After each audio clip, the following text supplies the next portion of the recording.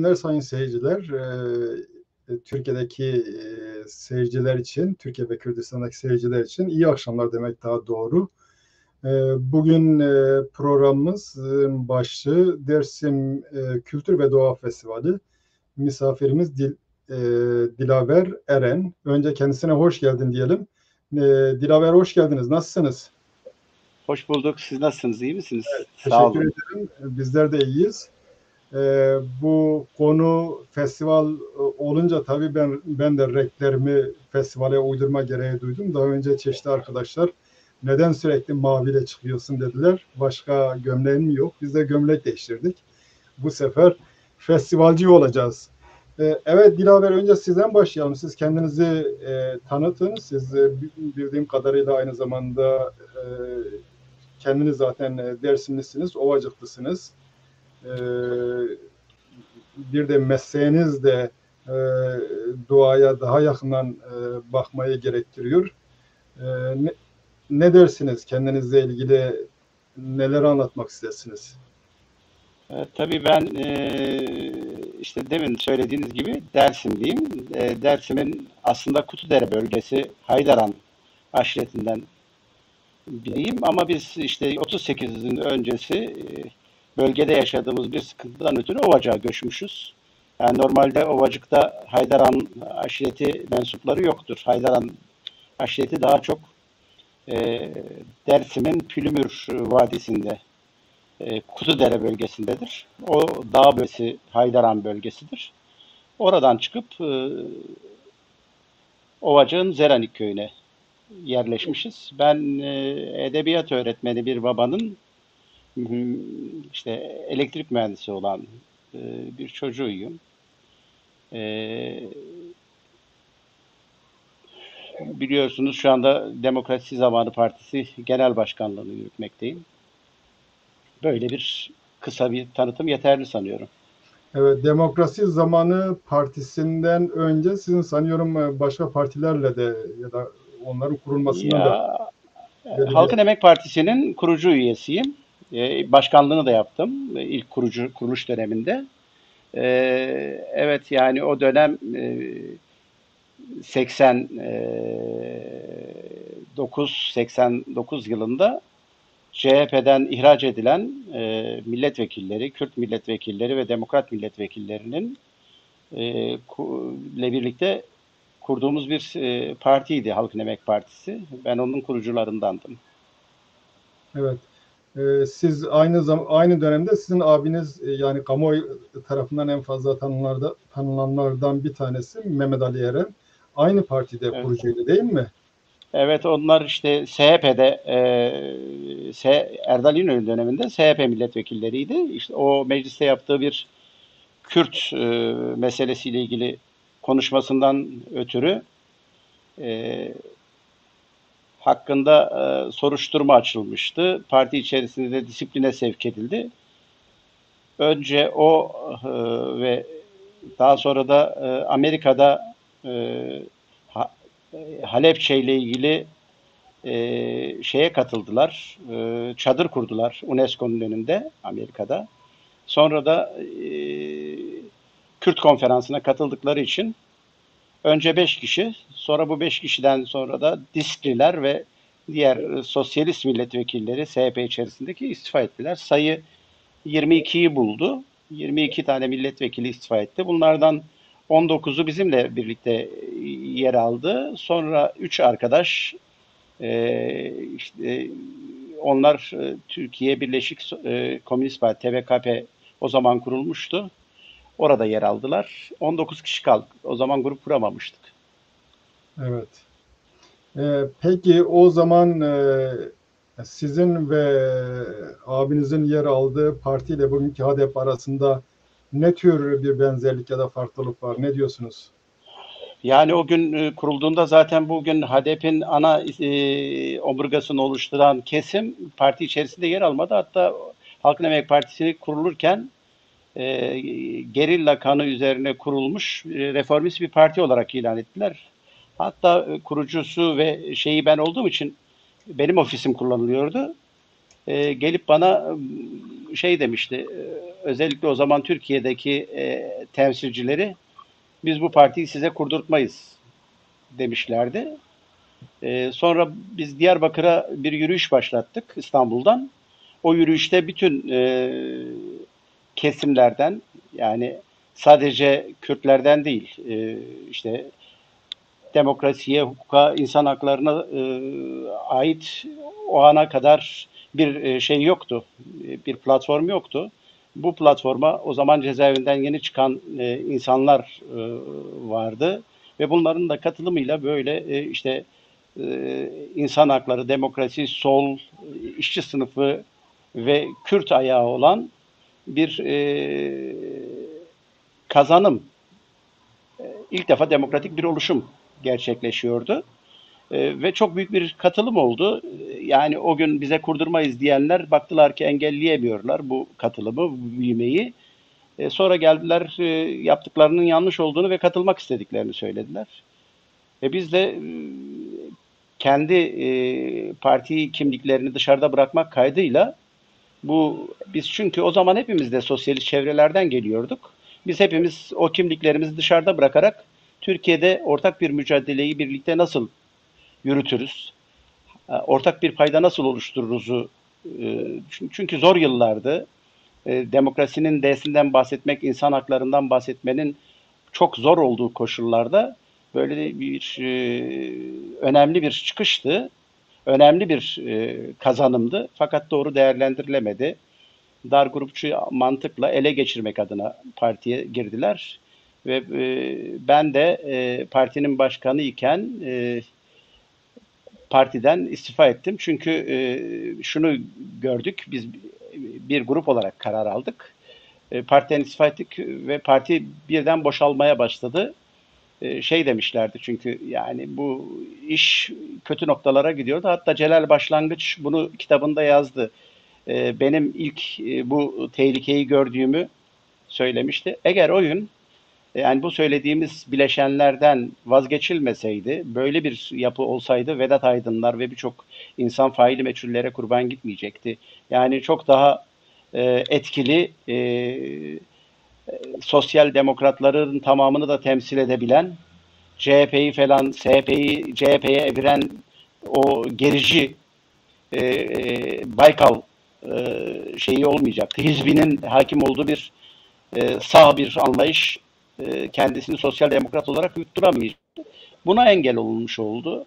Yani CHP'nin yaşamasına izin verildi. Oysa ki Halkın Emek Partisi o gün ki ivmesiyle CHP'yi silecek sadece küçük bir elit grubun, kurucu elitin, militaristlerin siyasal partisi olarak %1 bile oy alamayacak bir siyasal parti konumunda kalacaktı. Bu şekliyle o partiye müdahale edilip ele geçirilme, küçük olsun benim olsun, diğerlerini partiden tasfiye edelim anlayışı. Biz de direnmedik buna çünkü orada demokrasi güçlerinin birbiriyle kavga etmesinin doğru olmadığını ve bunun bir manipülasyon olduğunu gördük. İlk dönemde kendi elimizle kurduğumuz, yani ilginçtir, size mütevazi olmayacağım bu konuda. Hiç şey yokken mesela Ahmet Türk bana şunu söylemişti. Ya Dilaver, başımızı belaya sokuyorsun. Biz kim, parti kurmak kim diyordu. Ben İstanbul'da Mıstık sinemasını tuttum Beşiktaş'ta. Ve işte bizim gecekondu bölgelerinden otobüslerle insanlar taşıdık. SHP'den istifa ettirilen. Ve hepsine kırmızı karanfiller verdik. Aydın Güven Gürkan ilk defa işte Yeni Demokratik Oluşum Hareketi'nin kurucu sözcüsü olarak konuşma yapınca kırmızı karanfiller sahneye atıldı ve biz Kırmızı Karanfil Hareketi olarak o zaman doğduk. Evet. Evet. Bu festival bahsine girmeden önce tabii burada ilgimi çeken bir şey var. Öyle görünüyor, kitlesel bir hareketin oluşumuna devlet marjinal örgütlerle engel olmaya çalışıyor. Daha önce biz bunu tip örneğinde görmüştük. Tip örneğinde ilk defa geniş kitlesel bir parti sol bir parti etkinlik sağlamaya başlamış iken çeşitli kanatlardan sol devreye sokularak bu parti tasfiye edildi. Yani bu tabii sıkı yönetimin gelmesiyle birlikte kapatıldı ama benzer bir gelişmeyi burada da görüyoruz. İşine mi geliyor yani devletin bu tür eksentrik grupların siyasal olarak daha etkin olması? Evet, yani buna öngörüsü olmayan birçok politikacı da alet oldu. Örneğin Kemal Burkay beni aramıştı. O zaman yurt dışındaydı. Evet. İşte kendi arkadaşlarıyla görüşmemi önerdi. O arkadaşlarının toplantı yaptığı adresi verdi. Gittim orada görüştüm.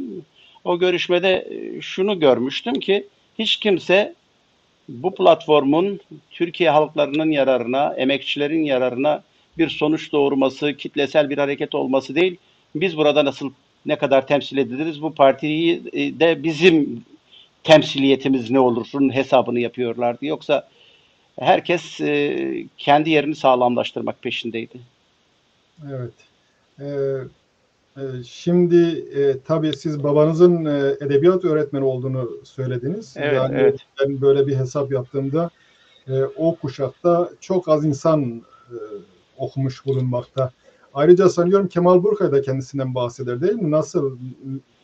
Evet, anılarında bahseder. Şey der, yani Türkiye İşçi Partisi içerisinde babamdan çok etkilendiğini ve ilk Kürt soluna ve Kürt meselesine ilgisini babamdan kaynaklı olduğunu söyler. Babam tabii Türkiye İşçi Partisi ve Türkiye Öğretmenler Sendikası içerisinde ilk böyle kendisini Kürt olarak ifade eden, o zaman kimse ağzına almazken işte Sait Kırmızı Topraklar onun Nazımiyye'de bulunduğu, babamın Nazımiyye'de bulunduğu zaman daha çocuklar. Yani bu anlamda Dersim'deki ilklerden bir tanesidir baba. Evet. Sizin ailenizin Alişer'le de ilişkisi var. Alişer Evet, dedem biliyorsunuz 1930'lu yıllarda Ovacık Belediye Başkanı'dır. Hıdır hı Efendi. hı, Öyle olunca da Alişer Efendi Zeranik'te bizim evde konaklar. Bu konaklama sırasında amcam ve babam Osmanlıca yazmayı, çizmeyi falan da ondan öğrendiler. Hatta amcam yakın zamanlarda kaybettik. Alişer Efendi'nin bütün şiirlerini ezbere bilirdi. Zarife Hatun'dan bize, yani benim çocukluğum 38 hikayeleriyle Alişer'le, Seyit Rıza'yla, Sahan'la geçti. O yüzden Batı'da yetişmeme rağmen, büyümeme rağmen ne dilimi kaybettim ne de tarihimle ilgili gerçekliklerden koptum. Hep bu hikayeler beni etkiledi. O yüzden de hiçbir şeye, hiçbir baltaya sap olamadık. Hep o travmayla yaşadık, hep o hüzünle yaşadık. Hiç mutlu olamadık. evet, iyi. Sizin hayatınızla benimki arasında demek ki paralellikler var. Siz kaç yaşında taşındınız? Nasıl? Ee, Kaç yaşında yani Batı'da mı doğdunuz yoksa sonradan mı taşındınız? Ya ben 1962 yılında Nazımiye'de doğmuşum. Evet. O yüzden orada düzgün baba var ya, bir adım da düzgündür zaten. Ee, 1963 yılında babam Elazığ'a geliyor. İşte Diyarbakır Ergani'ye sürgün gidiyor. Diyarbakır Ergani sürgün hayatından sonra Elazığ İmam Hatip Lisesi'ne öğretmen olarak geliyor. Elazığ Lisesi falan derken 1971'in sonunda 72'de İstanbul'a tayini çıktı ve İstanbul'a gelmiş olduk. 1972'de İstanbul'daydık. Evet, ben de 8 yaşında Ankara'ya taşındım. Ondan sonra Ankara'da kaldık uzun bir dönem. Ama sürekli tabii köyle ilişkim vardı. Şimdi o zaman biz bu bahisten sonra, bu açılıştan sonra festival meselesine geçelim. Dersim Festivali yakın dönemde oldu. Sanıyorum bütün bir festival daha önce tespit edilen program doğrultusunda gerçekleşmiyor. Dersim merkezdeki festival iptal ediliyor. Bunun gerekçeleri ne? Bu seneki festivalle ilgili ne izleniminiz var? İzin verirseniz önce festivalle Evet. birkaç ilgili bir kelam etmek istiyorum. Yani dünyada festivaller neydi, nasıldı, ne hedeflenir festivallerden? Yani bilebildiğim kadarıyla okuduklarımdan isterseniz kısa bir giriş yapayım, Evet, tabii uygunsanız. önce zaten onu soracaktım festivallerle ilgili. Oraya gelecektim. Evet. Şimdi ben biraz işte Almanya'da master yapmıştım. Bu nedenle de Heinrich Böll'ü çok okumuştum. Yani sevdiğim yazarlardan biridir. O mesela şeyden bahsederken Bavyera'daki üzüm hasadından sonra yapılan üzüm ürünleri, şarap ve benzeri ürünlerin işte bağ bozumu zamanı yapılan festivalden bahseder. O festivali şöyle anlatır. Der ki işte ürünleri pazarlamak, satmak ve civar şehirlere tanıtabilmek adına festivaller düzenlenirdi. Festivalin son günü de bunlar birkaç günlük festivaller.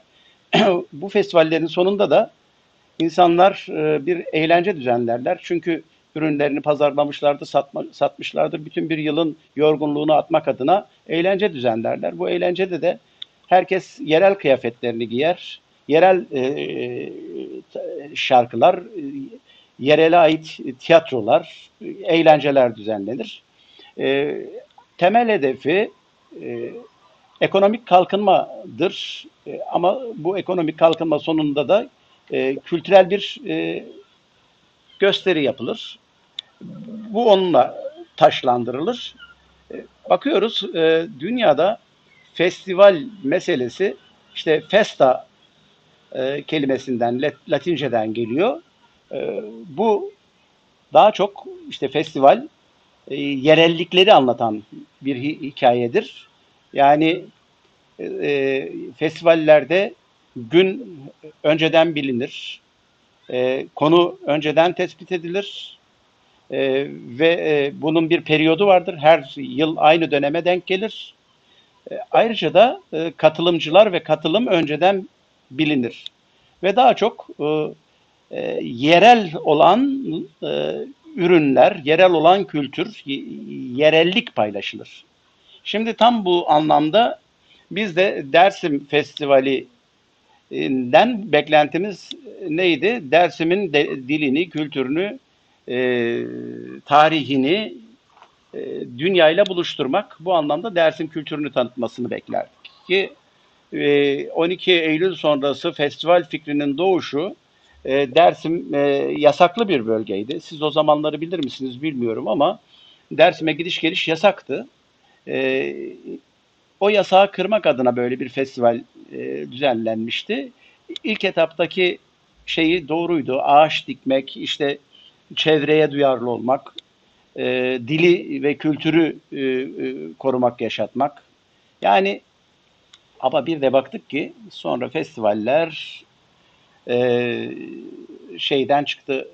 Artık siyasal politik örgütlerin kendilerini ve güçlerini sınadıkları gösteri, politik gösteriler yaptıkları bir arenaya döndü. İşte kültür ve doğa ve kültür festivali diyoruz. Şimdi bakıyorsunuz kültür diyor, kültüre ilişkin yani şimdi de demin söyledik işte yerellik temsil edilir. Orada program bellidir.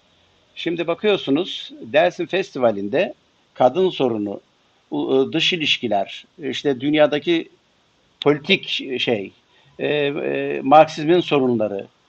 Yani Dersim'in yereline ait olmayan ne kadar şey varsa onlar orada konuşulur ve Türkçe konuşulur. Ayrıca Türkçe konuşulur, Türkçe konuşulmasına da ihtiyaç belki vardır. Çünkü Dersim'de egemen dil ve kültür Zazaki olmasına rağmen Kurmancılar da var, Türkler de var. Bu anlamda yani bu yoğunluğa ait bir şey yapılması gerekir. Bence temsiliyet yapılması gerekir. Yani demokratik olanı budur. Ama ne hikmetse işte bildiğiniz popüler Türk sanatçıları gelir oraya. İşte Suavi'sidir, Şevval Sam'ıdır. Ben şimdiye kadar birçok şeyler hep bunları gördüm. Ya şimdi kardeşim Dersim'in Seyh Hacısı var, Sulu Kızı var, işte Ovacık'ta Hıdır Akgül var, Nazımiye'de Sait Bakşi var, işte Metin Kemal Kahraman var, Yılmaz Çelik var ve önemli Dersim sanatını ve kültürünü, otantik müziğini temsil eden insanlar. Bakın 1960'lı yıllarda Ovacık'ta Hıdır Sıroğlu belirli günlerde, bayramlarda e, tek başına Zazaki tiyatro oynuyormuş. Yani düşünebiliyor musunuz? Köroğlu destanında oynuyormuş. Mesela hiçbirimiz bilmeyiz değil mi? Köroğlu destanının Bolu'da ve Batı'ya ait bir destan olduğunu biliriz değil mi? Oysa ki biz biliyoruz ki Ovacık Mercan'da işte bölgenin adı Harami Deresi. Oradaki tarlanın adı, Haramidere'deki tarlanın adı Ayvaz'ın tarlası. Sonra doçent doktor Daimi Cengiz'den öğrendim ki sağ olsun çok iyi çalışmalar yaptı bu konuda. Bu destanın Zazaki versiyonu ve işte orası bir İpek yolu, kervan yolu. Onun hikayesini dinledim. Şimdi bu 1960'larda insanlar buna ait tiyatrolar sergilerlerken kendi dillerince Dersim'in bir yığın kılamı varken, Dersim'in bir yığın hikayesi varken, tarihi varken işte ben geçenlerde bir dostumla beraber Seyit Rıza'nın kayıp torunlarından bir tanesini bulmak için Amasya'ya gittim. İşte sizin de tanıdığınız bir arkadaşımdır Cemal Özel. Birlikte gittik. Çok hazin bir hikayedir. Onu belki bir gün anlatırım size. Orada o köyde onlarla karşılaştık. Tabii çok duygusal bir karşılaşmaydı. Adamın adı Ali İksor. İşte Seyit Rıza'nın kızlarından bir tanesinin çocuğu olduğunu ve 1938'de trenle Amasya'ya bırakıldığını, Göynük'te bunların işte karakola 5 yaşında bir çocuk olarak teslim alınıyor. Köylü büyük bir infial duyuyor. Kızılbaştır, işte şeydir, kuyrukludur, öldürülsün falan. Orada çocuğu olmayan bir pehlivan Ali İksor'a sahip çıkıyor. Ali İksor, Seyit Rıza'nın torunluğundan Ali Tayfun'a dönüşüyor. Oradaki baskıdan ötürü soyadını değiştiriyor. İksor köyün adı aslında. Ali Tayfun oluyor. Ve Ali Tayfun 5 vakit namaz kılmaya başlıyor. Oradan evleniyor. Bütün buna rağmen arkadaşımız mezarı çekmeye gittiğinde orada mezarda bulunan o köylü vatandaş dedi ki yani bakımsız bir tek mezar var. O şeyden gelen, Dersim'den gelen Kürdün mezarını mı arıyorsunuz dedi. Evet. Yani şimdi Ali İksor, Ali Tayfun'a dönüşmesine rağmen bu topraklarda kabul görmemiş. Şimdi ben bizim arkadaşlarımıza bu meseledeki duyarsızlıklarından gerçekten son derece sıkıntı duyuyorum. Yani bu arkadaşlar nasıl bunları göz ardı edebiliyorlar? Yani sen egemen Türk kültürünü gelip orada sergilemek, onu en ücra dağ köylerine bile taşımak, en iyi Türkçeyi konuşabilme şeyiyle. Ya arkadaş köylerimizde insanlar bilmediği kelimelerle muhtar bile şey diyordu alternatif falan yani alternatif falan diyecek alternatif falan diyor. Yani insanları maymuna çevirdiler. Deli gömleği giydirdiler insanlara. Ya ya Mao'yu, Lenin'i, Stalin'i bilmeyen bir tane köylü bilmezsiniz yani adını duymuş bir şekilde. Ama arkadaş bu örgütlerin hiçbirisi de Mao'yu, Stalin'i bilmem neyi okumamışlar. Yani bu kadar da bir müthiş bir garabet. Evet. Şimdi bakıyorsunuz böyle bir kültürel yok ediş ve kıyım içerisinde 38'de yapmak istenilen bu kültür ve dilin, bu inancın yaratılmak istenen tek dinli, tek mezhepli, tek kimlikli bir ulusa aykırı düştüğünden Dersim'i yok etmeye karar kılmışlardı.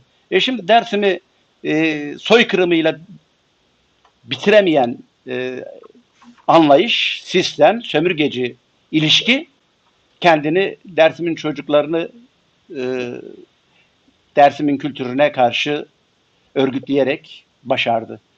Yani Evet. bugün biz kendimiz, kendi kültürümüzü, tarihimizi yok etmek adına ya arkadaş Dersim'deki ışkını batıdakiler gelip tüketmiyorlar.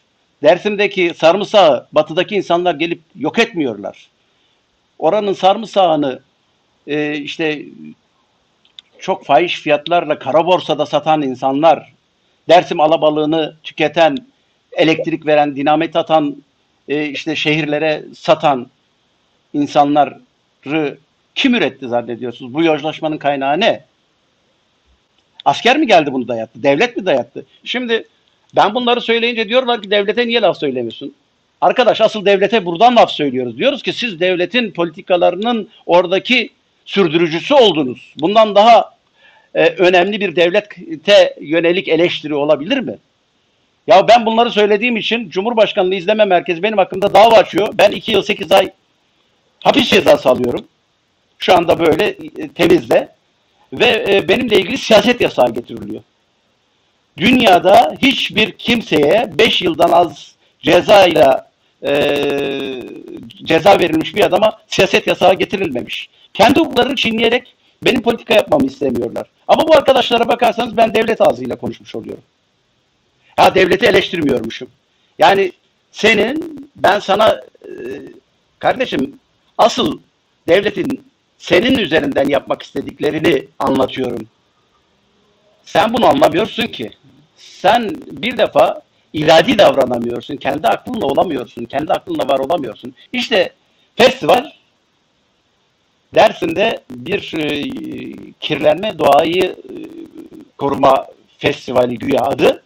Arkadaş sen belediye başkanı nasıl saymış bilmiyorum ki ben bir mühendis olarak böyle bir sayımın yapılamayacağını düşünüyorum. 115 bin tane araç diyorsunuz Maçoğlu girdi diyor, geliyordu diyor. Yani arkadaş bir araçın boyu 5 metre olduğunu düşünün. 10'ar metrede araya mesafe koyacaktır her araç kendi arasına. Ya bunu bir 115 binle çarpın kaç kilometre ediyor ya? Evet, onun tabii çevreye faydası üzerine de düşünmek lazım. Acaba çevre... Hayır şunu söylüyorum. Şimdi bakın izniniz olursa çok kısa bir anekdot anlatabilir miyim? Tabii buyurun. Ya ben işte bu festival sonrası memlekete gittim. Ben sürekli memlekete gidip geliyorum. Bütün coğrafyamızı sürekli geziyorum. Köy köy geziyorum. Dersim'i, Diyarbakır'ı, Elazığ'ı, Sivere'yi, Urfa'yı her tarafı. Köy köy geziyorum. Dersim'e gittim. Kendi köyümde bir baktım ki arkadaş bütün çayır araçlarla dolu. Bütün çiçekler ezilmiş. E, Ya dedim arkadaşlar bu araçları niye yol kenarına park etmiyorlar da illa çiçekleri eziyorlar? Bunları çıkaralım dışarıya. Muhtarla konuştum, gençlerle konuştum. Sabahleyin dedim saat 6'da herkes hazır olsun birlikte gidelim. Sabah 6'da kalktım köy meydanına geldim. Muhtar dedi ki işte köyündeki örgüt adamlarıyla konuşmuş. Yani bir de örgütlerin böyle bir şeyi var. Kendilerine danışılmadan bir şey yapılamıyor. Onlar bir toplantı yapacaklarmış. O toplantıda karar alınırsa. Ya dedim boş ver şu işleri. Ben gidiyorum gelen gelsin. Ben battal boy çöp şeyleri aldım. Poşetleri. Ve baktım sağ olsun köyün gençliği 10-15 kişi benimle birlikte çöpleri toplamaya başladık. Araçları ikaz ettik. Dedik arkadaşlar sizden sonra da burası var olacak. Ya burada bak koyunlar, kuzular otluyor, danalar otluyor. Siz niye bu çiçekleri eziyorsunuz? 10 metre yürüseniz ne olacak? Hem siz buraya doğaya geldiniz. Piknik yapıyorsunuz. 5 metre 10 metre yürüseniz, bu ağaçları kırmasanız, bu çiçekleri koparmasanız, bu çiçekleri ezmeseniz olmaz mı? Neyse ben böyle köyün çayırlarının çok güzel bir yerdir. Muzur kıyısında bizim köyümüz. Oradan başladık çöpleri toplamaya. Tam geldik bir yerde insanlara dedim ki arkadaşlar arabalarınızı lütfen buradan çıkarın ve bir de arabayla girmeyin buraya. Biz oraya ağaçlar ektik, çukurlar kazdık ki siz buraya araçla girmeyesiniz, bu çiçekleri, bu güzellikleri talan etmeyesiniz diye.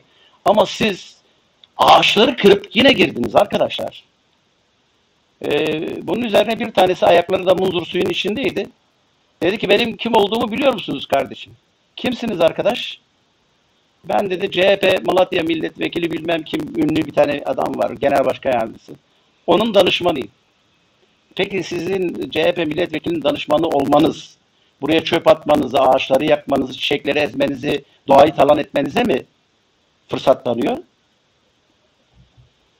Bak dedim ben de bir siyasal partinin genel başkanıyım.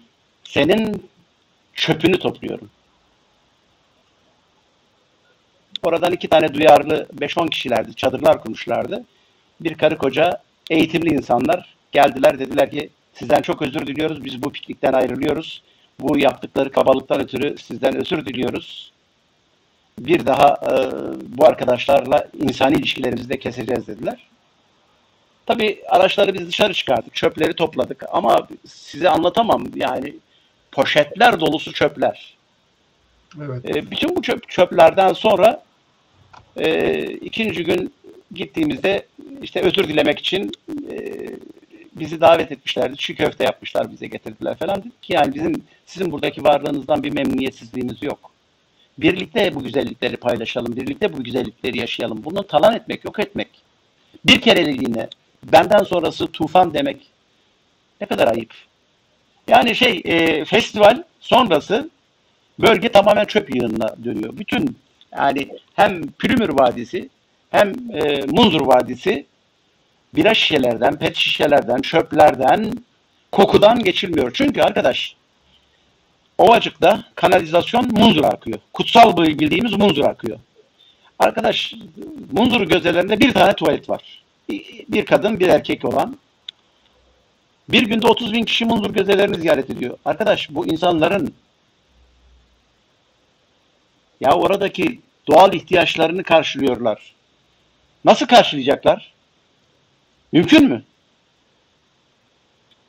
Ya böyle bir altyapısı olmayan kente kanalizasyonun kutsal saydığımız Munda'da aktığı bir yerde, bir arıtma tesisinin olmadığı bir yerde sen popüler kültüre eklemleniyorsun.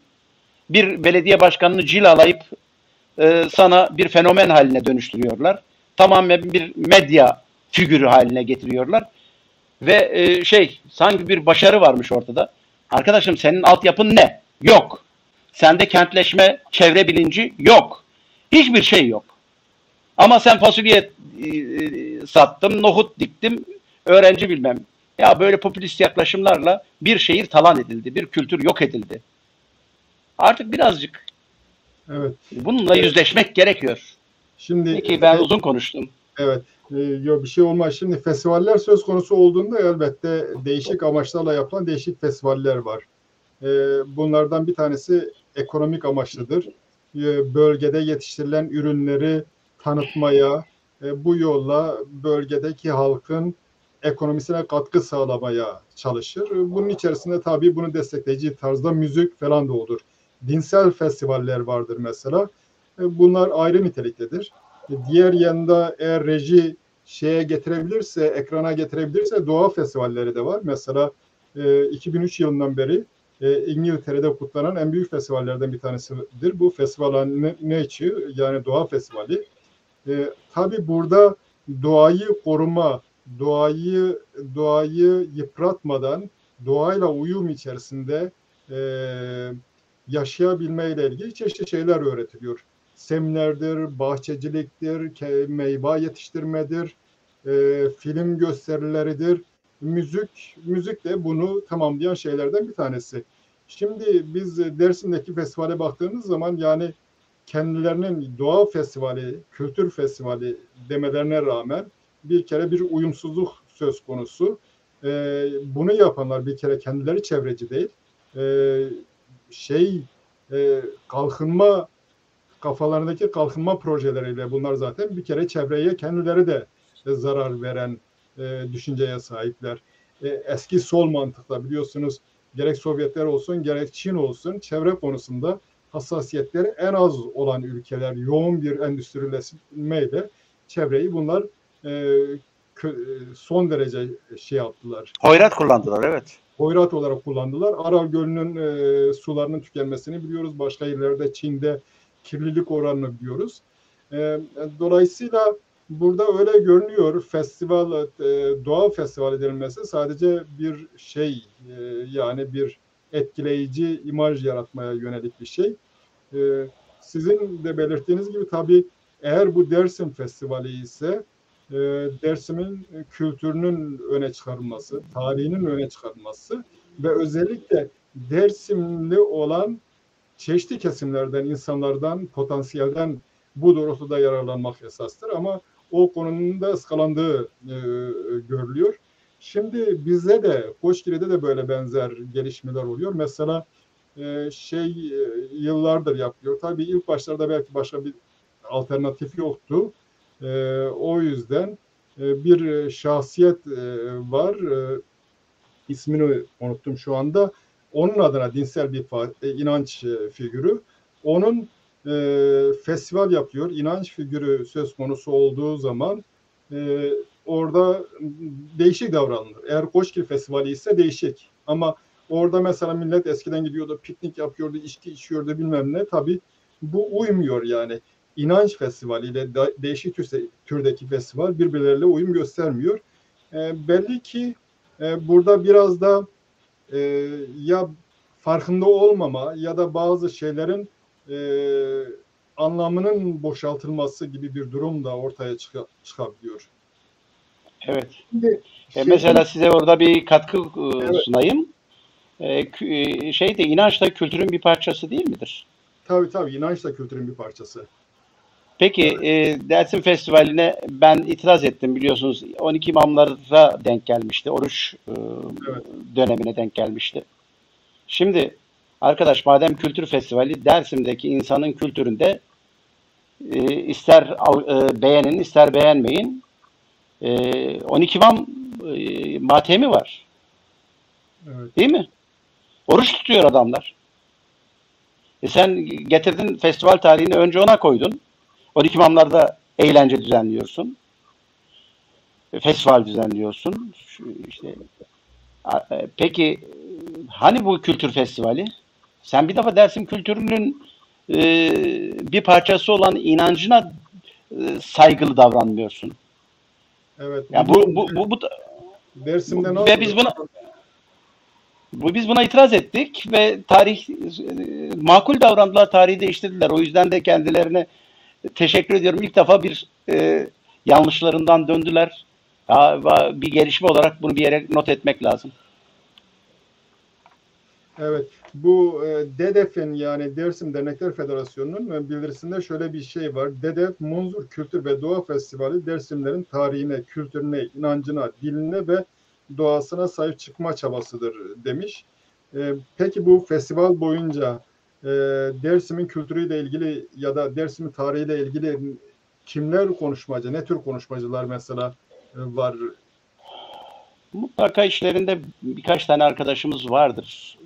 Bilmiyorum ama mesela bu bağlamda bir kitap günleri düzenlediler. Biliyorsunuz orada düzenlediğiniz kitap etkinliğinde Dersimli yazarların kitapları sergilenir değil mi? Dersim'i Evet, tanıtıyorsunuz. evet. Ya arkadaş, ya bir garabet işte. Yani gerçekten ağlanacak halimize gülüyorum. Kusura bakmasın izleyenler. Dersim'le ilgili hiçbir şey yok. Ya Dersim kültürü diyorsun. Sen işte gruplar getirmişsin. Marjinal sol örgütlerin şeylerini. Ben bunları söylediğim için de habire müthiş akılsız tepkilerle karşılaşıyorum. Ya arkadaş burası işte valiliğin çıkmasına izin vermedi. Ya İçişleri Bakanlığı karar almış işte grup yorum, grup bilmem isyan ateşi. Arkadaş grup yorumun Dersim kültürüyle bağlantısını bana bir kişi anlatabilir mi? Ya da grup isyan ateşinin. Ya da bu çağrılan grupların. Ya bu ne kadar ayıp bir şey ya. Biz orada politik bir gösteri mi yapıyoruz? Devrim mi yapıyoruz? Yoksa şey mi? Gerçekten Dersim Kültür ve Doğa Festivali mi bu? Evet. Ne Bu arada alakası var? siz bu Yani itirazı bunlar şenlikle, karnavalla festivali karıştırıyorlar. Festival yerelliktir.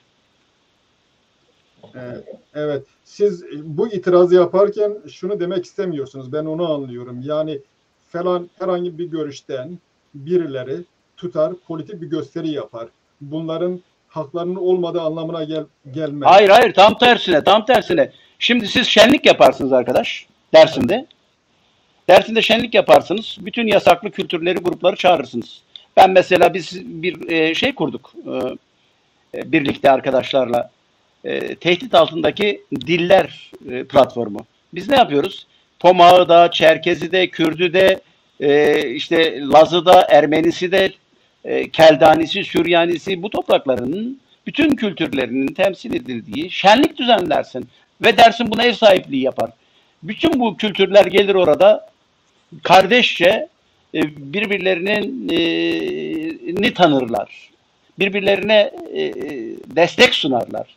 Bu bir şenlik olur.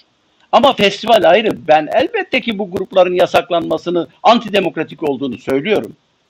Ya bu ülkede demokrasi hiçbir zaman yer olmadı. Ve demokratik bir açılım için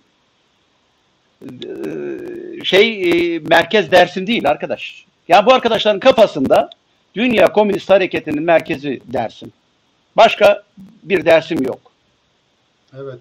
Yani Evet. bunu mesela ben bu arkadaşlardan rica ediyorum. Kayseri'de yapsınlar mesela. Evet. Yozgat'ta yapsınlar. Trabzon'da yapabiliyorlarsa yapsınlar. Ya o kadar şey ki, çelişik ki. Bakın ölen siyasi insanlar Alevi olmadıkları halde cemevinde kaldırılıyorlar. Çünkü ölülerin bile mezarlıklarda kabul edilmediği bir coğrafyadayız şu anda. İşte gördünüz Aysel Tuğlu'nun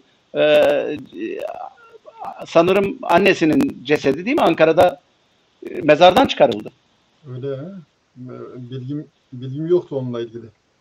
Ya da işte bu grup yorumun ölen açlık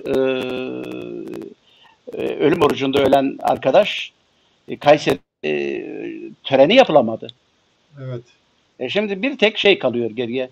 Dünya Komünist Hareketi nüfusu 100 binlerin üstündeyken şimdi 70-80 bine düşmüş. 7 bin tane genç sadece Kanada'ya birkaç yıl içinde kaçmış. Son 2 haftada 7 kişi intihar etmiş. Evlilik oranının en az olduğu, işte mutsuzluğun en yüksek olduğu kent Dersim. Tamamen insansızlaştırılmış. Bakıyorsunuz hani bu böyle Dersim'e, Ovacık'a böyle bir övgü özellikle şey yapılıyor. Bu mevcut yok. Evet yok özellikle pompalanan bir şey var. Ya bakıyorsunuz hemen Ovacık'ın diğer ucunda eski adı Eğin, şimdiki adı Kemaliye olan bir kasaba var Erzincan'ın. Arkadaş 4 tane müze var bu kasabada. Her su içilebilir temizlikte. 5-6 tane otel var. Otellerin hiçbirinde boş yer yok. Bir tane sokak hayvanı başıboş göremiyorsunuz.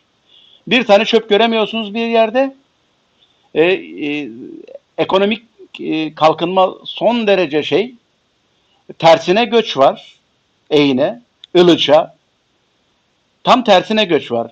Yeni yeni mahalleler kuruluyor. Yeni yeni binalar yapılıyor ve şehrin kimliğine uygun tarihi dokusu değiştirilmeden 2 katlı 6 taş üstü cumbalı ahşap evler yapılıyor. Ve tarihsel doku tamamen korunarak. Ya şimdi yanı başımızdaki Eğin'i ben bu belediye başkanının veya Dersimlerin gidip bir görmesini isterim.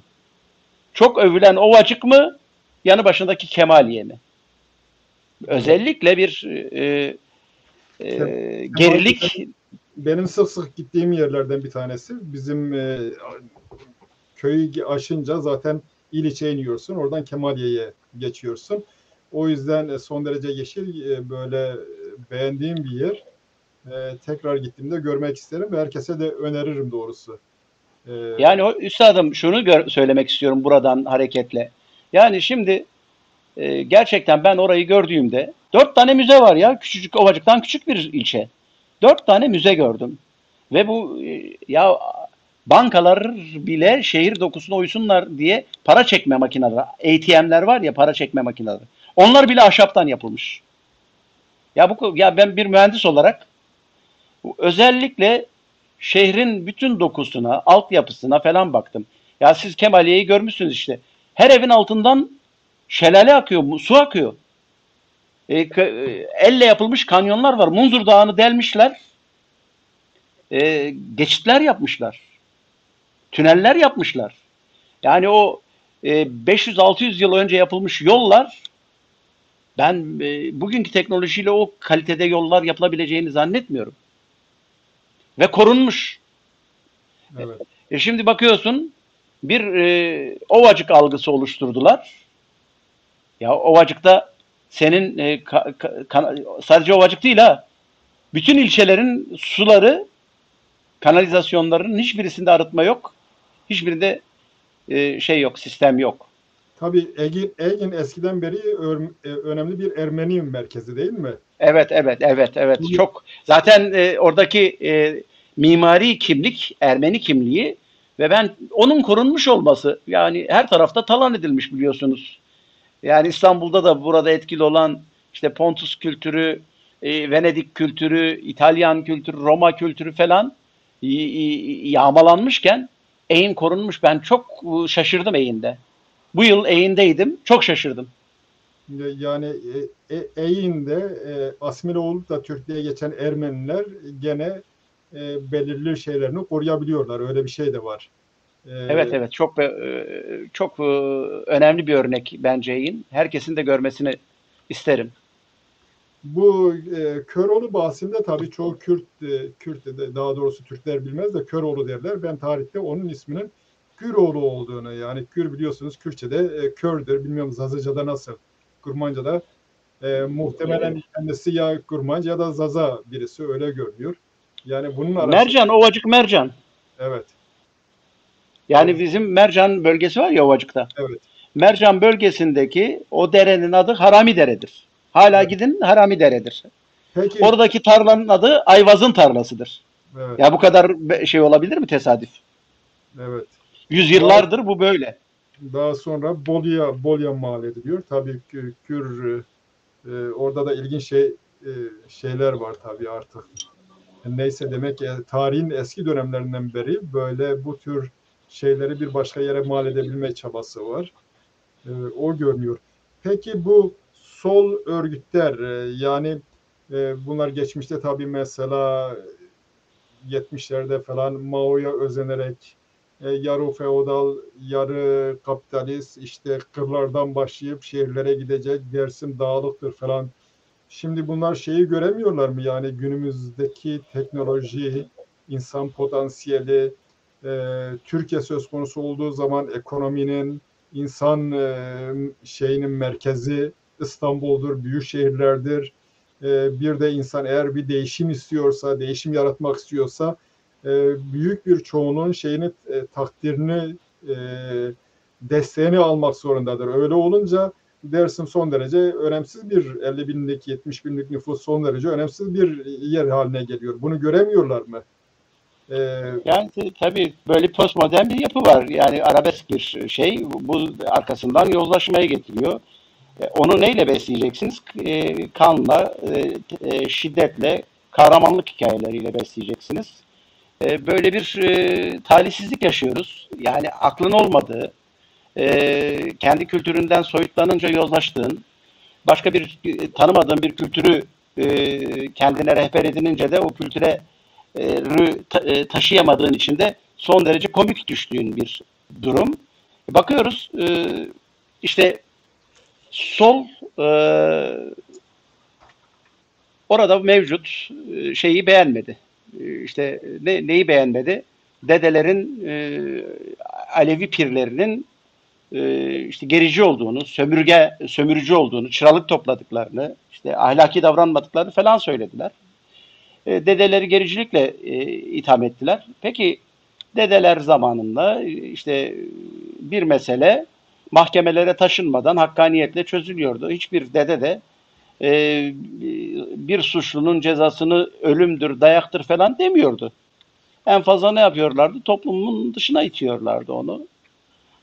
Konuşmuyorlardı falan. Peki sen yerine ne ikame ettin? Devrimci kültür olarak neyi ikame ettin? Hiçbir şeyi. Kaymakam geldi, mahkemeler geldi, karakollar geldi. İşte bizim köyümüzde karakol vardı, Zeranik'te. Bizim karakolumuzda da insanlar 100 yaşındaki kadınlarımız bile yüzünü kapatırlardı askeri gördüklerinde. Bizde en ağır küfür şeydi. Cinya jandarmun, cinya Türk'ün. Yani jandarmaların karısı, Türklerin karısı. Bir Evet. kadın bir kadına küfür ettiğinde bunu söylerdi. Şeyden sonra 60'lı yıllardan sonra 70'li yıllardan sonra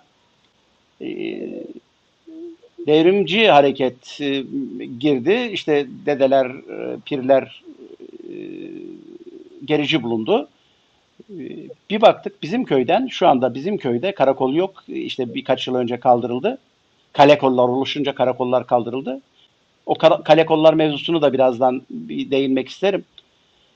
Bizim köyümüzden en az 4-5 kız, en az 4-5 kız bu askerlerle evlendi. Yoğurt taşıyanlar, yumurta taşıyanlar, işte askerle, subayla eskiden yüzünü bile kapatırlardı.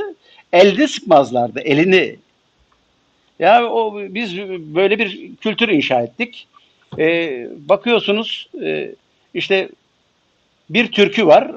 Mesela Hıme Vecio Serebani, Salvaro Antobinizani, Çebe de Leprani, Ava Fındiro Cemasani. Yani şimdi türkünün orijinali bu. İşte Çermik versiyonu, Solhan versiyonu, Dersim Kozat versiyonu. Şimdi Dersim'de arabesk bir sanatçı bunu Elazığ pavyonlarında müşteriyi memnun etsin diye erotik şeyler yerleştiriyor şarkının içine. Bunu söyleyen o devrimci öndere diyoruz ki şu meşhur devrimci öndere ben kendim yazıyorum diyorum ki bak bunun orijinali bu. Size halk türküsünün orijinalini yolluyorum. Siz bu pavyonda Elazığ pavyonlarında müşteriyi eğlendirmek için söylenmiş ahlaksız versiyonunu kullanarak Dersim insanının kültürünü yargılıyorsunuz. Yani yanlış bir yerden şey yaparak. Adam bundan dolayı benden özür diliyor. Ama geçen yıl kitabının yeni baskısı nedeniyle yazdığı yazıda Dersim insanının çok daha hoşgörülü olduğunu işte bu türküden yola çıkarak tekrar söylüyor. Yani arkadaş ve biz bu adamın adını getirip parka vermeye çalışıyorlar. Dersim'de sanki Sahan Ağa gitti, Alişer Efendi bitti, Seyit Rıza yok, işte Kopo Hüseyin yok. Bir yığın yiğidi var Dersim'in. İşte Seykaşisi var, kültürünü Sılo kızı var. Bir yığın insan dururken parka getirip karşısında bir adamın adını vermeye kalktılar. Ve bu adam senin kültürüne direkt küfreden bir adam. Ve bir orijinal türkünün Elazığ pavyonlarında kullanılmış halini kullanıp Dersim kültürünün bu olduğunu söyleyen, iddia eden birisi. 15 günlük bir Dersim hayatı var bu adamın. Ve 15 günde bütün Dersim'i tahlil etmiş. Ve biz ne yazık ki bu akıl tutulmasını yaşadık. Ve bu adamlara senin kültürünü idiş eden, senin kültürüne saldıran, küfreden birine parka adını vermeye kalktın. Yani Dersim'de akıllar tamamen... Evet, bu kim söyleyebilmek mümkün mü? Ya söyledik ya söyleyeyim ben Muzaffer Oruçoğlu. Muzaffer Oruçoğlu. Evet. Muzaffer Oruçoğlu o zaman bunun arkasında yani o gelenekteki insanların payı var. Niye Muzaffer Oruçoğlu dışında Dersim'de insan mı yok? Yani şimdi arkadaşlar bu polemik olacak o yüzden girmek istemiyorum. Evet. Kendisi de burada yok cevap hakkı doğuyor. Ama sadece şunu belirtmek istedim. Ben kendisine de yazdığım için arkadaşlarımız da yazdı. Daimi Cengiz de kendisine yazdı. Daimi Cengiz'e, doçent doktor Daimi Cengiz'e özür mektubu da yazdığı halde geçen yıl yine aynı şeyi tekrarladı. Yani burada travmatik bir durum var. Yani mesela size bir şey söyleyeyim. İstanbul'u ne kadar bilirsiniz bilmiyorum. İstanbul'da sosyete barları vardır. Bu şeyler, yadırgadığım için söylemiyorum, eşcinsel sanatçılar var. Bunlar çıkarlar, orada gelene laubali konuşurlar, küfürlü konuşurlar. Onlar küfür ettikçe paralar havada uçuşur. Adam hem sana küfreder hem senin paran uçuşur havada. Dersim'de de böyle bir durum var. Hem sana küfreder adam hem de parka adını verirsin. Evet. Seykaşı bitmiş, Seyit Rıza bitmiş. Kopo Hüseyin gibi bir yiğit yaşamamış sanki o topraklarda. Sanki o toprakların seyhacı gibi bir sanat şeyi yok, temsilcisi. Arkadaş neresinden baksanız müthiş bir travma. Müthiş. Evet. Ya bakıyorsunuz arkadaş, bundan önceki belediye etkinlik yapıyor. Nevroz etkinliği yapıyor. Bilmem işte yine işte bizim Havtamal arada kaynıyor sanki. O bölgenin şeyi değil. E, Afişlerine hepsi Türkçe yazıyorlar. Kürtçe yazıyorlar. Ermenice bile yazıyorlar. Bir tek bölgenin hakim dili Zazaca yok. Niye Zazaca yok? Zazaca Kürtçeyi bölüyor. Ya böyle bir akıl tutulması olabilir mi? Böyle bir mantıksal e, itiş edilmiş olabilir mi? Bunu yapan da yine bir Zaza çocuğu ya. O ilginç Ya, yani ben e, Kürt ya kesimlerde genellikle Zazaca ile ilgili bir duyarlılık var gerçi. Yani mesela Çarpıer'in Ya yok yok, Zaza, Ali Kemal Zazaca, Bey, Ali Kemal. Zazaca programı program yapan arkadaşlar var. Yani Çarpıer Medya bu Ya bu konuda çok bu çok bu çok çok şey, yani sadece biz bunu yapıyor. Ya bakın, şunu size söyleyeyim. Mesela ben Almanya'dayken işte bu Kürt solundan birçok örgüt birleşip yeni bir parti kurdular. E, Neydi adı? Partiye Yekitiya Sosyalista Kürdistan. evet, Kürdistan Yekitiya Sosyalist Birlik Parti Partisi. Sosyalist Birlik Partisi değil mi? Evet, evet. Kurdular. Ben onun kuruluş şeyinde bulundum, toplantısında. Köln'deydi.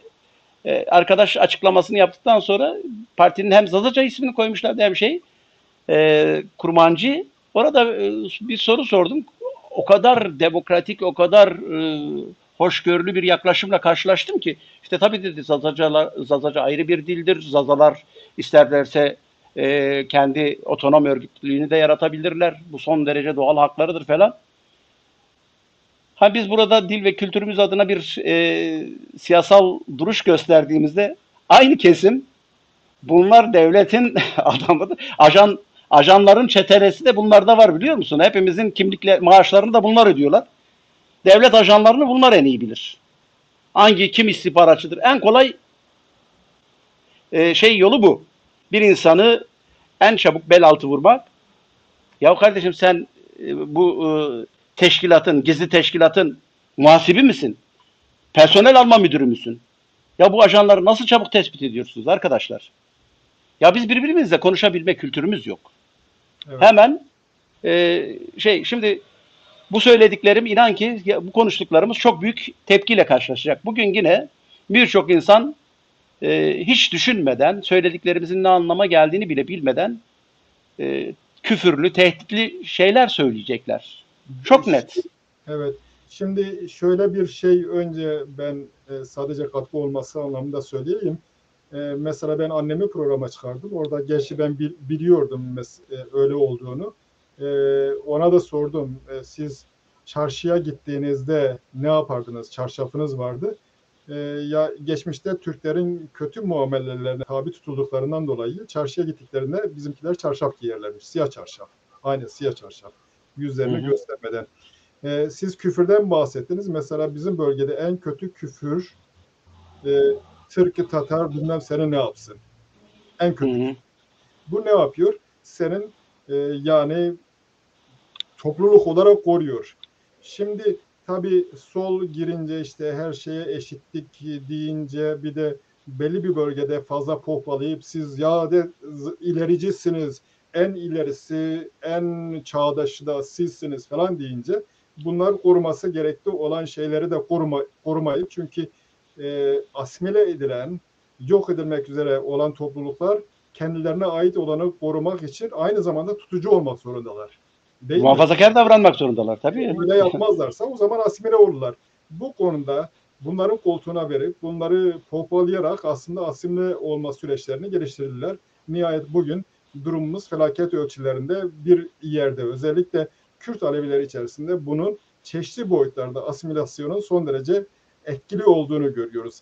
İnanç, kültür, dil hepsinde yani gerek Zazaca olsun gerek Kurmanca olsun. Tabii diğer bölgelerde de gene şimdi daha gecikmiş olarak bu tekrarlanıyor. Şimdi Siz kendi partinizden bahsettiğinize göre Dersim, işte şu anda Dersim dediğimiz zaman şu anki haliyle yani Tunceli 70 bin nüfus. Sizin partiniz hangi bölgeye sesleniyor ve ne tür amaçları var? Bir onu sorayım ben. Ya biz şöyle Zazaca ile ilgili hassasiyetleri e, arttırma, ona dikkat çekme mi, yoksa Türkiye'de bir değişim mi amaçlıyorsunuz? Nasıl? ya bizim politikanın yakın dönemde dönüşmesi gerektiğini düşünüyoruz. Bu mevcut politik dilin Türklerden biraz bir dil olduğunu görüyoruz. Yani bu bir şey, deminden beri söylüyorum ya, bir akıl tutulması yaşadık. Evet. Ve hiç kimse kendisiyle yüzleşemedi.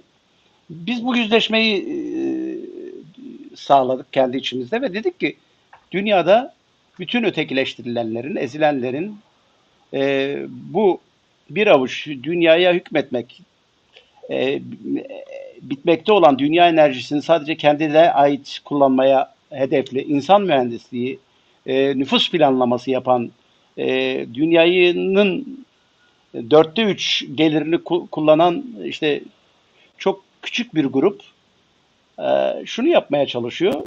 E, Belirli insanları devre dışı bırakıp sadece kendilerine yararlı olabildiklerini düşündükleri insanları tutup diğerleriyle ilgili bir nüfus planlamasına gidiyor. Pandemilerin de nedeni bu. İşte bu oluşturulan manipülatif siyasal akımların nedeni de bu. Ee, Bu nedenle biz bu tekleşmenin karşısında bu topraklardaki bütün kültürlerin yaşaması gerektiğini, zenginlik olduğunu, yarın öbür gün işte Sümerce için bu kadar çaba harcanıyor, bu kadar yatırım yapılıyor ya da antik birçok dil, kültür yeniden gün yüzüne çıkarılması için insanlar bu kadar çaba sarf ediyorlar. Biz de diyoruz ki aklınız tutulmasın arkadaşlar. Bugün yok olmakta olan diller, kültürler var. Bunlar zenginlik. Bunlar var oldukça bizim dünyamızı zenginleştiriyorlar. Bunların her birinin ölümü bir tarafımızın ölmesi gibi bir şeydir. Yani tek renkli bir bahçenin, tek çiçekli bir bahçenin ne cazibesi olabilir? Yani diyoruz ki bu topraklarda yaşayan, sadece dünyada da yaşayan bütün diller, kültürlerin korunmalı ve bu çeşitliliğin zenginlik olarak görülmesi mantığı geliştirilmeli. Bu nedenle biz işte demin de size söyledik, tehdit altındaki bütün dillerle ilgili burada bir platform oluşturduk.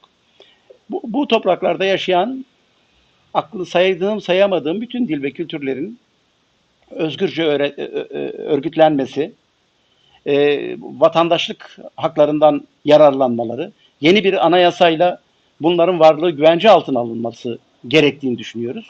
Yani bu anlamda da biz sadece Zazaca'nın değil, bütün dillerin ve kültürlerin, inançların yaşaması gerektiğini düşünüyoruz. Tabii yine demin çok güzel bir şeyden bahsettiniz. Enternasyonalizm gelip bize dayatılır ya.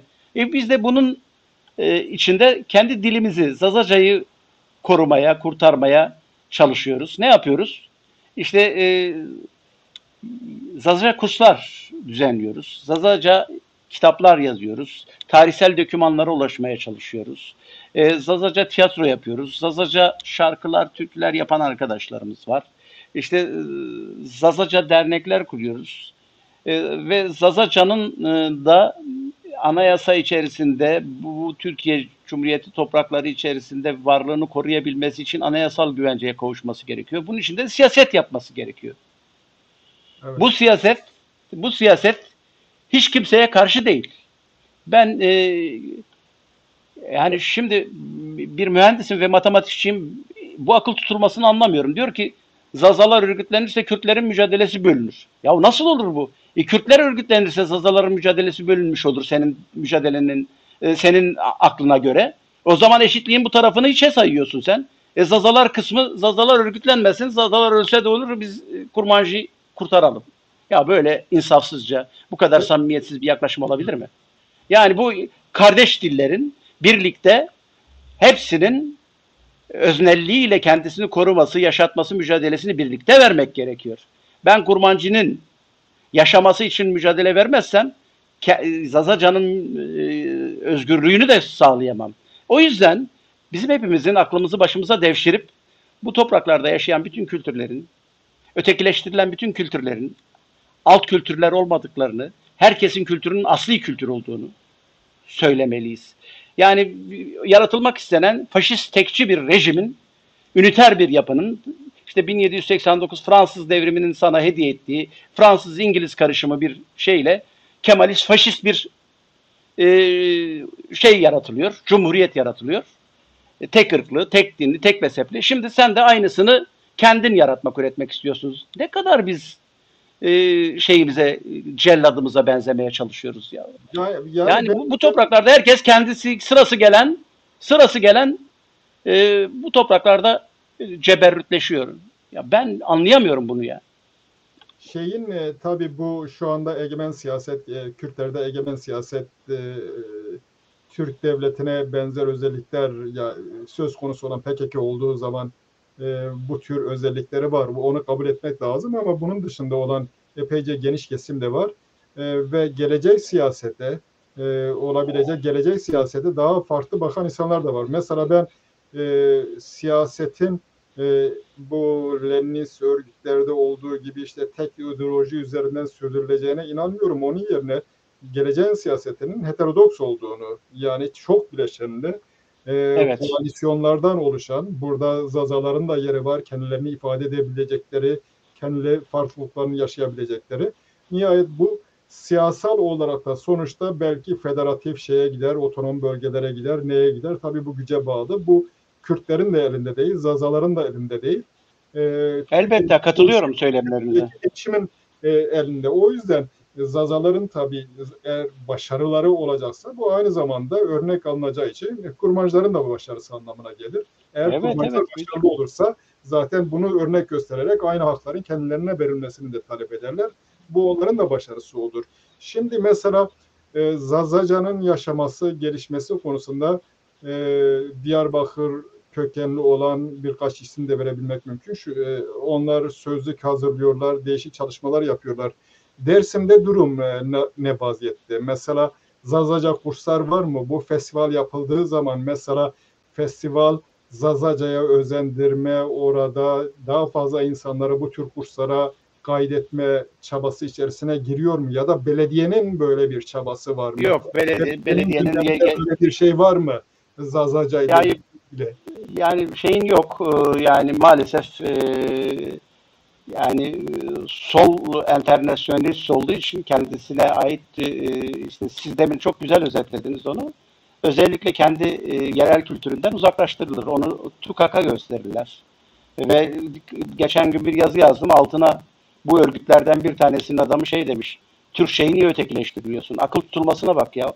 Türkçe şeyin dili, devletin resmi dili, kanunlarla koruma altında. Adam Türkçeyi kendi diline karşı savunuyor. Bir Zaza bunu söyleyen. Ya arkadaş tabii böyle bir akıl tutulması var.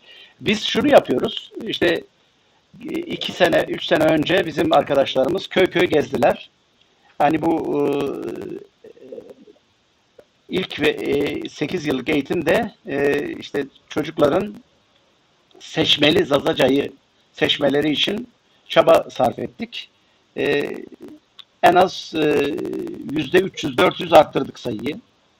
Köylerde şu anda Dersim Seranik'te yıllardır verilen bir Zazaca kurs vardı. Şimdi Dersim'de bir kültür evi yapıldı ve o kültür evinde onlara bir sınıf ayrıldı. Biz ilk başladığımızda 3 öğrenciyle başlamıştık. Şu anda arabalarıyla, arabası olmayanlar dolmuşlarla falan şeye geliyorlar. Böyle bir yoğun ilgi var. Şu anda her gün 2 sınıf dolduracak kadar öğrenci var. Yani 60 tane öğrenci çok önemli bir sayı. Özellikle tatilcilerin çocukları da falan geliyorlar. Ve dile karşı müthiş bir şey başladı. İlgi başladı. Sadece bununla yapmadık. Aynı zamanda Dersimli iş insanlarından bu çocuklara burs vermesi gerektiğini söyledik ve sağ olsunlar bunlar içerisinde duyarlı davrananlar vasıtasıyla da öğrencilerimize burs sağladık. Bunu tabii söylemek de çok istemiyorum. Yani sanki bunu reklamımızı yapmak adına söylüyormuşum gibi olmasın. Bununla birlikte yayın faaliyetlerini çok yükselttik. Özellikle biz şey olarak, parti olarak ilk defa ben pandemi falan da dinlemeden hiç gitmediğim köy kalmadı. Yani özellikle bu dil için araya örülmüş bir e, bariyer vardı. İşte Alevilik, Sünnilik meselesi e, önemli bir handikaptı. Mesela Dersim'le Bingöl, Palu, işte Siverek arasında örülmüş bir inanç duvarı vardı. Bunu kırdık. Ve bu nedenle de artık bu gitgeller başladı ve insanlar geçmişte ki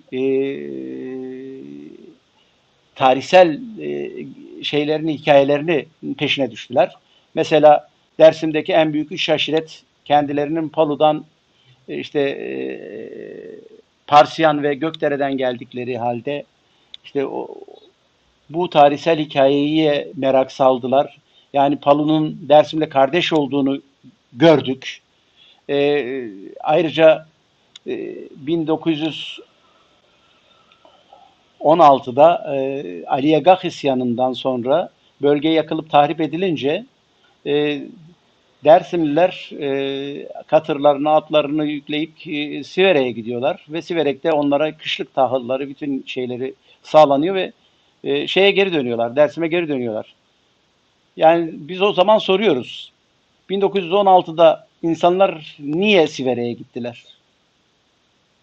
Değil mi? Şimdi bütün bunlardan sonra önemli e, insanlarımız önemli kendi tarihlerine, kendi geçmişlerine, kendi hikayelerine yönelmeye başladılar. Ama şöyle bir kötü bir örnek de var. Aynen Türkler gibi Kürtler de, Zazalar da yalan bir tarih üretmek gibi bir şey. İlk bizdik. Ermenilerde de var bu. İşte sanki ilk olmak çok önemli bir şey. Neredeyse medeniyet bizimle başlar diyoruz. Milattan önce 30 bin yılında bile var olduklarını söyleyen işte Kürtler de Türkler de var. Zazalar da buna eklemlendi. Arkadaş yani milattan önce 4500 yılından önce yazı yoktu. Karanlık bir tarih. Yani arkeologlar yaşın tarihini falan filan hesaplıyorlar. Ama bizim tarihçilerimiz var. Ne yazık ki milattan önce 30 bin yılında ki varlıklardan söz ediyorlar. Evet, Ben şaşıp kalıyorum. Böyle de evet. bir tarihçi bolluğu var. Ya Dersim'de şimdi de gene sol, yani bu marjinal sol örgütler güçlü. Bunlar geçmişte mesela eğitim çalışmaları yapardı. Aynı şekilde Kürt örgütleri de geçmişte yapardı. En temel seminer konularından bir tanesi felsefenin temel ilkeleriydi. Bu Mao'cu olanlar mesela Mao'yu eğitirlerdi. Hatta bu tür seminerler illegal koşullarda olurdu, risk de taşırdı. Şimdi bunların bu tür faaliyetleri var mı? Bu faaliyetlerin içerisinde mesela Zazaca'yı ya da Kurmanca'yı, çünkü Dersim'in bileşenlerinden bir tanesi Kurmanca öğretme de Evet. bu sol şeylerin çabası var mı? Üstelik bu şu anda yasak da değil, isterse yapabilirler. Yani onların da gündemlerinde böyle bir şey var mı? Hayır yok maalesef. Mesela bu Maçoğlu Ovacık Belediye Başkanı iken bizim orada bu eğitim çalışmalarını yürüten arkadaş ya bir tane oda istedi kendisinden. Eğitim yani bu arkadaşımız e, bir öğretmen ve hayatını vakfediyor bu işe. Gidiyor diyor ki ya kardeşim hiç değilse bize bir oda verin dilimizi öğretelim. Ya peki ben size bir soru sorabilir miyim? Evet. Dersim'de birçok caddenin adı İnönü Caddesi'dir, işte şeydir, Muğlalı'dır, okulların adı bilmem nedir. Bu belediyeler bunca zaman gelip gidiyorlar. Ya hiç politik bir ad koymasınlar. Işkın Caddesi, Rıbes desinler, Alişer desinler, Sağan Ağa desinler.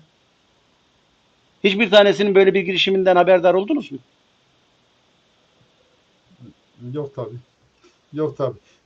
Tabii siz Zazaca'ya önem veriyorsunuz. O hakkınız da. Ama mesela ben şeyi merak ediyorum. Bu geçmiş tarihte baktığımız zaman Osmanlıların da olmadan önce Selçuklar döneminde Kürtlerden bahseder. Mesela Zaza ve Kurmancıları ayrımı yapmazlar. Hepsine Kürt derler ya da Kürdistan beyleri derler. Konya'da bu kitap mesela onlardan bir tanesidir. Karamanoğulları tarihi. Kureyşanlar da geçer. Onlar da bu beyler içerisinde sayılır. Siz mesela Zazaları Zaza beylerine Kürdistan beyleri içerisinde mi sayarsınız yoksa başka bir şey mi? Bir tane Zaza Bey'i söyleyebilir misiniz? Bir yani Tarihte bir tane Zaza Bey'i söyleyin. Zaza Yoktur. bey Zazalar bu ittifakın içinde yer almadıkları için Zazalar Bey olamamışlar. Zaza bölgelerinde de Kurmanj Beyleri yönetmişler. Şimdi hikaye öyle değil arkadaş. Hikaye ama şu. Dersim'de etkili olan Dersim şeyleri değil Hayır, mi? yok, Dersim'de etkili olan da Dersim'de şeyler getirmişler biliyorsun. Çemişgezek Bey'ini getirmişler. Çemişgezek Yani Bey'i Zaza devlet değil. onlara mesela Kürt diyor. Ama Kürt doğru söylüyor. Kürtler gelmiş ve Türkleri getirmişler. Başka Diyor kimseyi getirmemişler.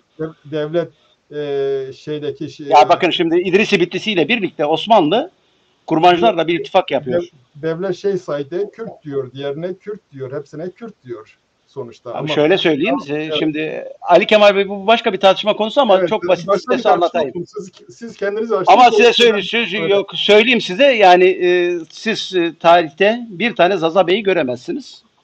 Çünkü Zazalar Osmanlı tarafın bir de size şunu da söyleyeyim. Siz hiç Osmanlı tarihinde ya da salnamelerde, tefkiklerde hiç şey gördünüz mü? Gayrimüslimlerden bahsederken tamamını Ermeni olarak kabul eder değil mi? Bu bölgeye de tamamına Kürt demiş ve kurtulmuş. Ayrıca da şunu size söyleyeyim. Siz ne derseniz deyin, ben ne dersem diyeyim bunlar hiç önemli değil. Diyarbakır'a gittiğinizde, Diyarbakır'ın köylerine gittiğinizde Kurmancı diyor ki o Zaza köyüdür, Zaza diyor ki o Kurmancı Ben onu köyüdür. inkar etmiyorum. Ona bahsettiğinizi anlıyorum. Yani şimdi biz mesela birileri Bak bize hocam yok, mimarisiyle farklı, diliyle farklı, kültürüyle farklı iki halktan bahsediyoruz. Bu kompleksten neden sıyrılmayız? Ben yok. bu farklılık zenginlik. Niye birbirimize benzemek, tekleşmek gibi bir derdimiz var? Evet. Onu anlamıyorum. Mesela birileri bize İrani dediklerinde ben bundan herhangi bir şey kötü bir sonuç çıkarmıyorum. Doğrudur. İrani İran'ı değiliz ama Aryanız. İran bir zaten bölge. İrani Aryan anlamına geliyor. Yok yok o kadar değil öyle değil de Diyor, onu da konuşuruz. evet. Yani o benim için problem değil. O bunlardan bir tanesidir. Onlardan bir tanesiyiz. Bu e, Yani Kürtlerin ya da Kurmanjların ya da Zazaların ya da bilmem Talişlerin var olma, farklı olma hakkını ortadan kaldırmıyor. Neyse biz bu evet konuyu doğru. geçelim. Şimdi e, Bingöl Zaza, Dersim Zaza. Dersim'den bahsederken siz ekstrem olarak çeşitli eksentrik grupların, sol grupların varlığından bahsettiniz. Dünyanın herhangi bir yerinde olmayan eksentrik gruplar Mao'nun kendisi kendi ülkesinde mahkum edilmiş ama Dersim'de yaşayabiliyor. Diğer taraftan aynı Bingöl'de kökenden gelen Bingöl'de bütün eksentrik İslami gruplar en ekstrem olanları burada bir varlık bulabiliyor. Bu birbirlerine paradoks olmasına rağmen bu benzerliği nasıl açıklamak lazım? Bu bölünmüşlük halini, bu farklı en uç şeyleri seçme halini neyle açıklamak lazım? tabii travma toplumları, örgütsüz toplumlar bunlar hep manipüle edilmişler. İşte aralarına Sunni duvar demin söylediğim de oydu işte. Şeyden Çebişgezek Pertek'ten başlayıp Ohad Karaşor'a kadar aralarında ta Yedi Su'ya kadar arasında Zaza bölgeleri arasında bir duvar örülmüş ve araya Türk ve Kurmanca aşiretler getirilip yerleştirilmiş. Ve Zazalar arasındaki bağlantı tamamen koparılmış.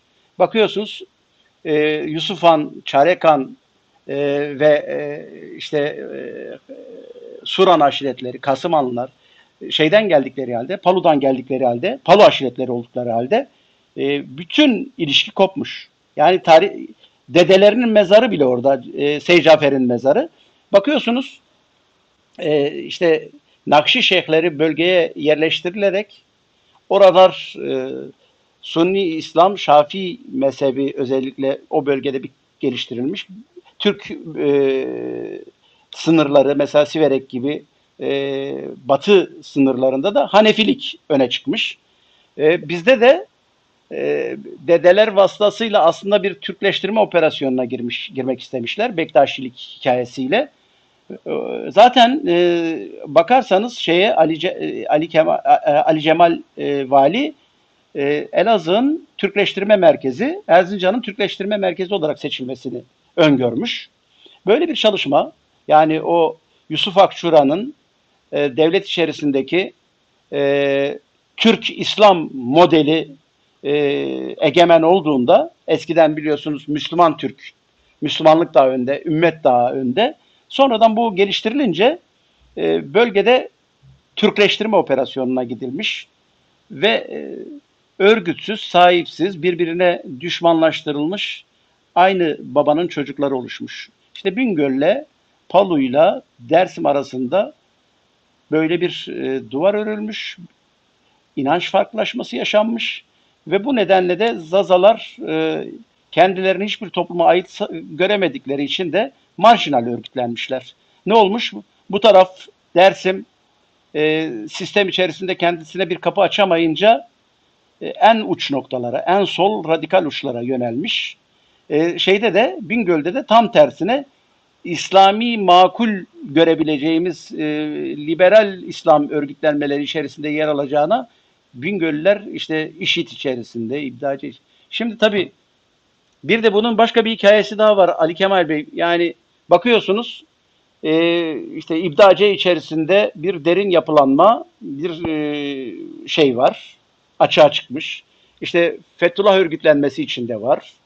MHP örgütlenmesi içerisinde ya da ırkçı örgütlenmeler içerisinde var. Yani devletin örgütlülüğü, derin örgütlülüğü var. Bakıyorsunuz Kürt örgütlenmesinde bu yok muydu? Niye yok? Nerede? Bununla yüzleşen kim? Böyle bir araştırma neden yok? Ya da sol içerisinde, Türkiye solu içerisinde böyle bir derin çalışma olmadı mı? Var. Bunlar niye hiç açığa çıkmadı? Çünkü açığa çıkması istenmiyordu ve bunlar özellikle korundular. Sol bu yüzleşmeyi yapamadı.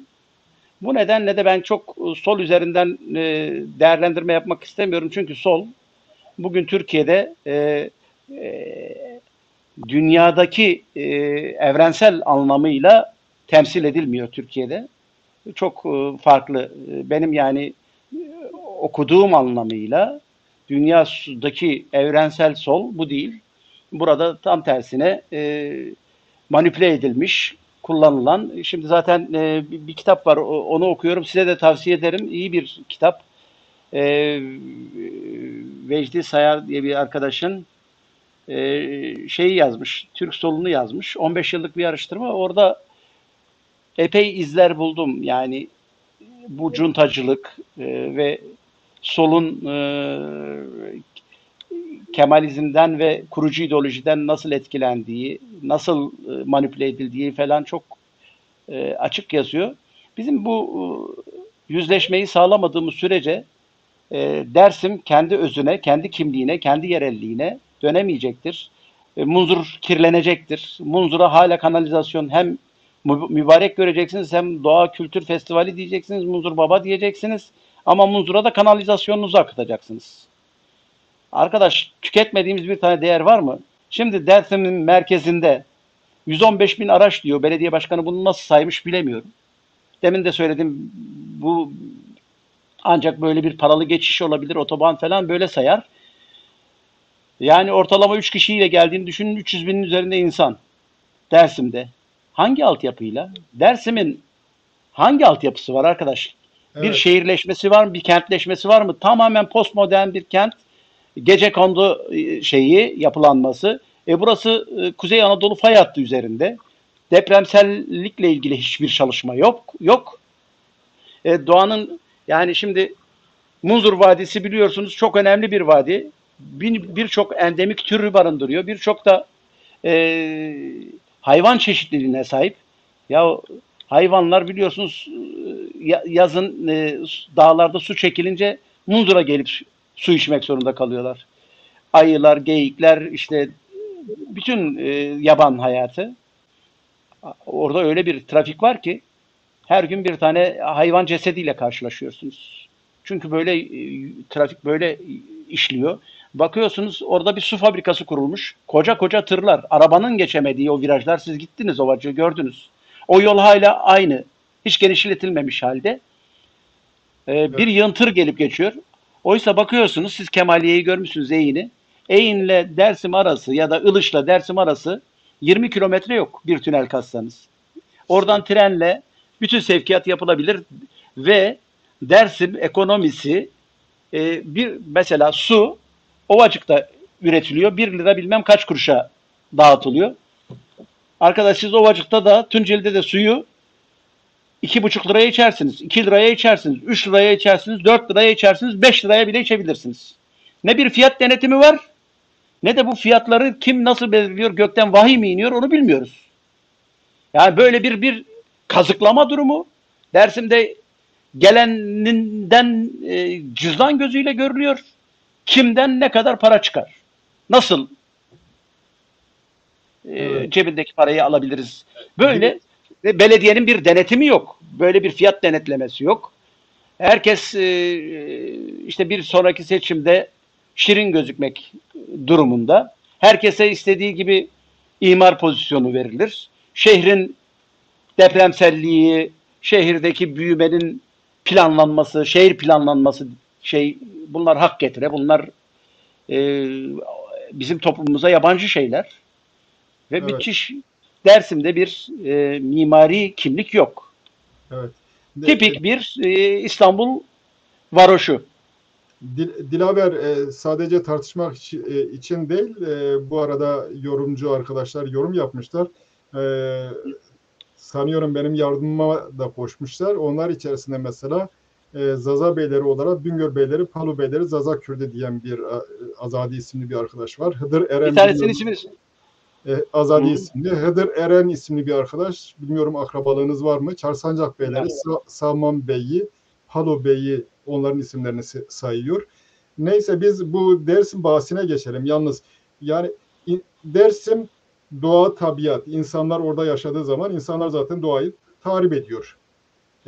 Bir taraftan insanların yaşamasını istiyoruz. Dolayısıyla insanların doğayla uyum içerisinde yaşaması lazım. Doğayla uyum içerisinde yaşayabilmesi için belirttiğiniz düzenlemelerin yapılması lazım. Yani şehirciliktir, yeraltıdır, kanalizasyondur, şudur budur. Bütün bunlar sermaye ile olur.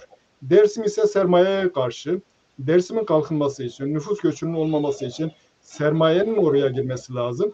Dersim kendi sermayesini dahi oradan kovacak tavırlar içerisine girdi. Böyle olunca bu anlayışın Dersim'in yaşamasına, Dersim'in kültürüne şeyi olur mu? Çünkü dünyanın gidişatına ters bir tutum içerisinde. Ne dersiniz? Haklı mıyım acaba bu konuda?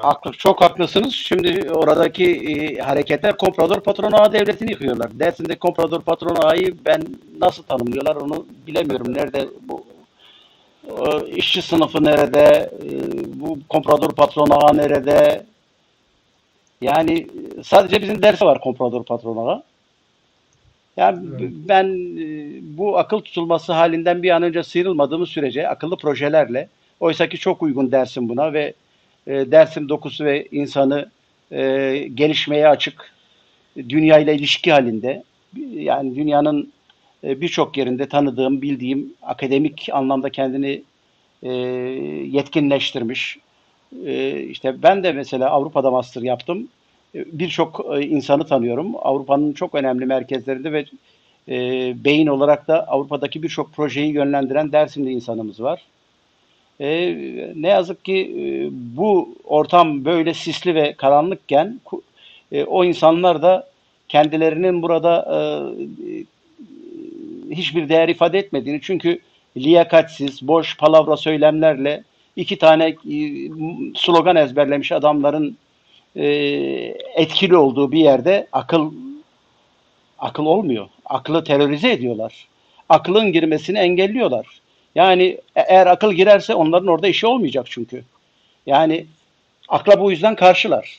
Ya düşünebiliyor musunuz ya?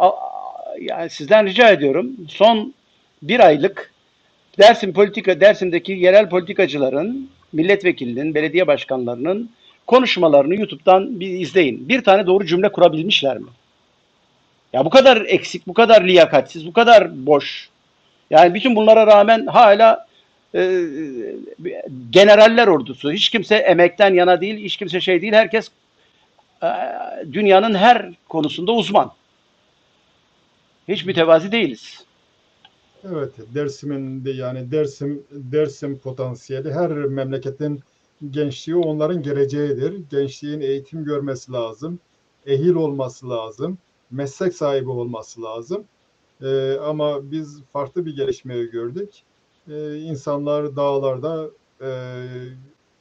dağlara sürüldü. Belki de bilinçli bir politikanın sonucuydu. Bunun elbette Dersim'e faydası olmadı. Hiçbir şeyi de kurtaramaz. Dersim de kendi başına kurtulamaz. Biz programın sonuna geldik. Bir epeyce yorum var ama ben herhangi bir soru da görmüyorum. Destekleyen, olumlu gören, katkı sunan arkadaşlar var. Hepsine teşekkür ederiz. Sizin son olarak eklemek istediğiniz bir şey var mı? Son olarak eklemek istediğim demin Hıdır'dan okudunuz. İşte Sağman Evet. beylerinin işte orada şunu söylemek istemiş. Bunların Zaza bölgelerindeki bu beylerin tamamının Zaza olmadığını söylemek istemiş o Sağman beyler. Çünkü Zaza değil, Kürt de değil. Türkler Sağman beyleri. Palu beyleri de kurmancdırlar. Onu öyle bir katkı. Dümbili beyleri var. Ondan da bahseden Dümbili beyleri falan. Çünkü Yok Dümbili ya neyse onları bir başka evet, programda konuşalım ama evet. ayrıdır. Demiş. Evet. Beni programınıza konuk ettiğiniz için çok teşekkür ediyorum. Bu saate kadar bizi izleme zahmetinde bulunan bütün dostlarımıza çok teşekkür ediyorum. Sağlıcakla kalın. Hatır besima. Gekdil haber siz terk etmeyin. Program Peki. bittikten sonra birkaç dakika sohbet edebiliriz. Tabii. Sayın seyirciler, bir programın sonuna daha geldik. Hem sizleri bizi izlediğinizden dolayı teşekkür ederim. Hem de programa katılıp katkı veren Dilaver Eren arkadaşımıza da teşekkür ederiz. Farklılıklar zenginliktir. Kendilerini herkesin ifade etmesi lazım. Bu konuda korkmamak lazım. Aksine memnun olmak lazım. Bizim problemimiz fazla benzer olmamız birbirimize. Halbuki daha değişik fikirler olursa bu bizim zenginliğimize katkı sağlar. Bundan hiç çekinmemek lazım. Zazaların başarısı kurmancıların başarısıdır. Ben hepsini Kürt olarak saydığımdan dolayı onların başarısı herkesin başarısıdır. Dilaver arkadaşa ve bu konuda Zazalar konusunda, kurmancılar konusunda ya da diğer haklar konusunda çaba gösteren herkese başarılar dilerim. İyi hafta sonları diliyorum. İyi akşamlar.